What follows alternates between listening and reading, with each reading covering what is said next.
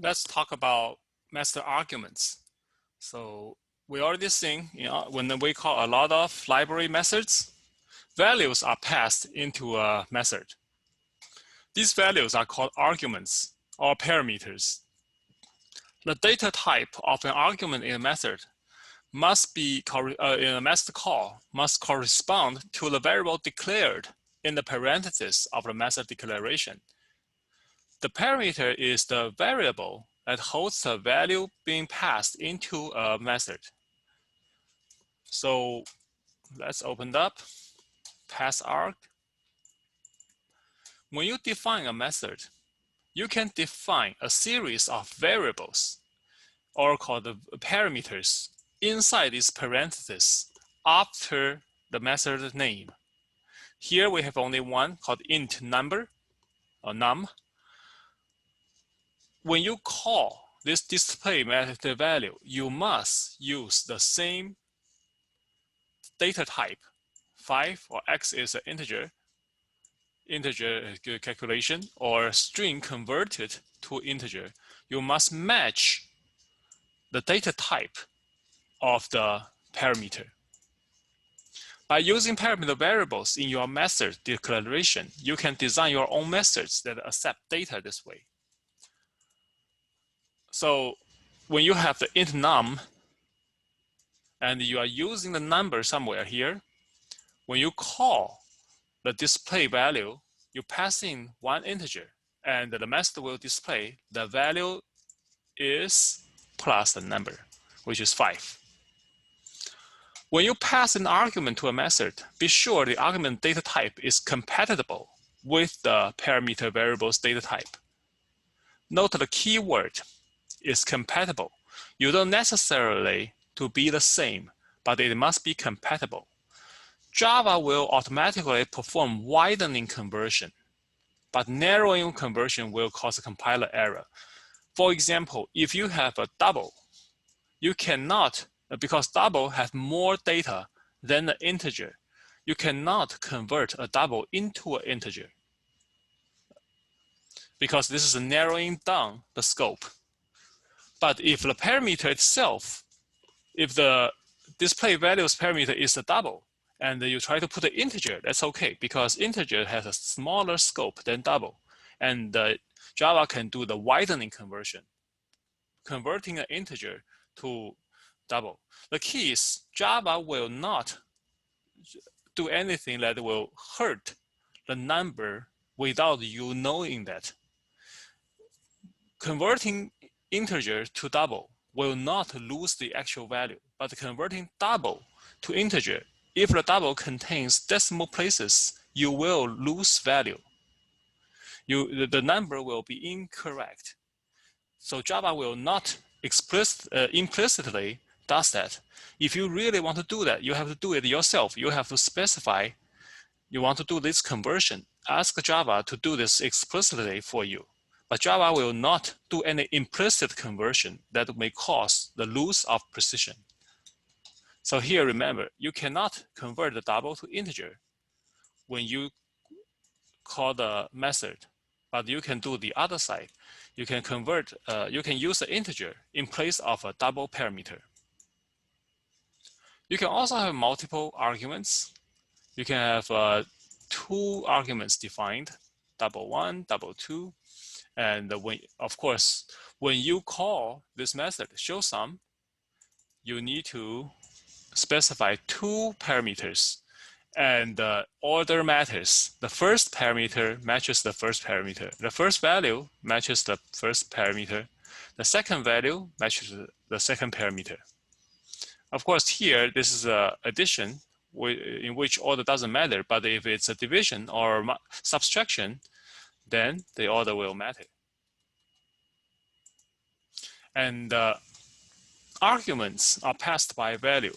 I think a lot of people will start thinking, what if I change number 1 or number 2 inside this method? If I have let me show you the 2 args. I'm doing a double A, double B, show sum of A and B. And here I do sum equals to number 1 plus number 2. Now, what if I change number 1 here? If I have a number 1 equals to 5, is that going to change anything? And the answer is in the mechanism that Java passed the arguments. Arguments are passed by value, which means only a copy of the argument's value is passed into a parameter's variable. A method parameter variables are separate and distinct from arguments that are listed inside the parentheses of the method call. You are only passing the copy, so whatever you change, for those primitive data types, whatever you change inside the method will not impact whatever exists in the caller. If a parameter variable is changed inside the method, it has no effect on the original argument. Let's see, pass by value. It has a change me number. The original number was 99.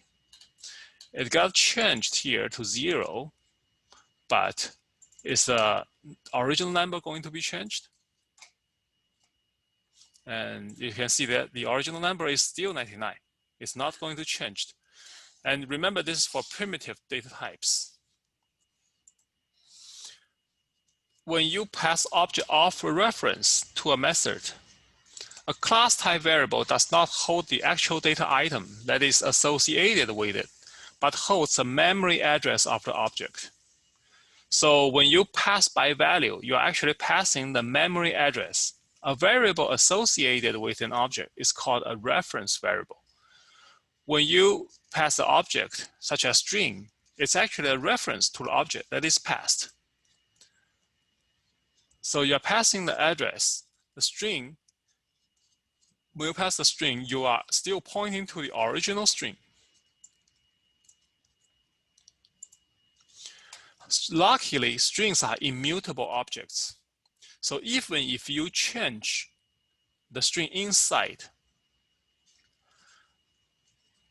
the string itself is not changed. In fact, Java will create a separate string and assign this string to the value, to a variable inside the method. So the original string, the original variable is still not going to be changed.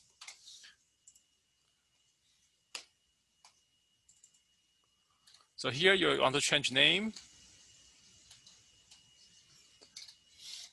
So here we have a pass string class where we will pass in the first name into a change me method. Inside change me method, we are saying we are going to change this to Dickens, change the parameters to Dickens. But remember, although when you pass in this str is pointing to Dickens, is pointing to Shakespeare. Once you change the str, this str is a separate variable that is going to be changed to Dickens. The original one is still not changed. See, the Shakespeare is not changed.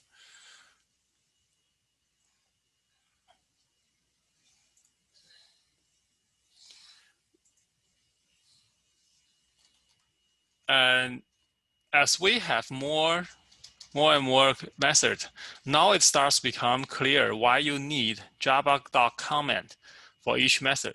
With so many methods flowing in the same class, it will be hard to check which one is doing what. And this is when a Java doc can be helpful. So you can also, for Java doc comment, you can provide a description of each parameter in your documentation by using this tag.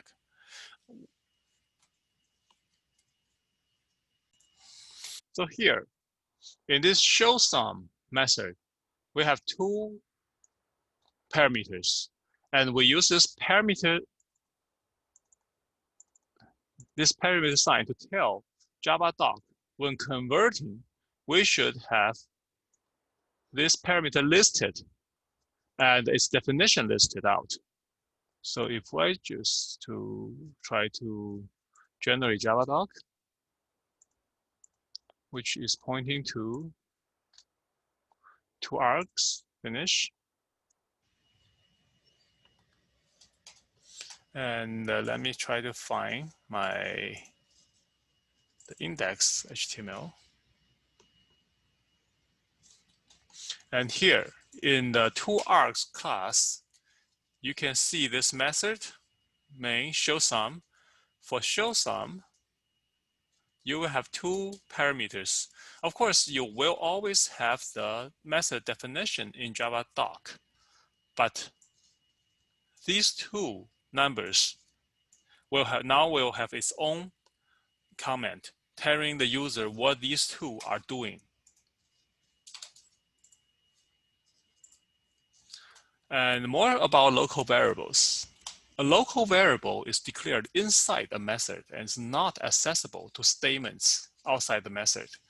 Different methods can have local variables with the same name because the method cannot see each other's local variable. And the method's local variable exists only while the method is executing. When the method ends, the local variable and the parameter variables are destroyed and any values stored are lost. Local variables are not automatically initialized with a default value and must be given a value before they can be used. Now, these can be confusing, especially combined with all the variable passing, the parameter passing. So we will have one specific session to go over all the variable definition and naming conventions.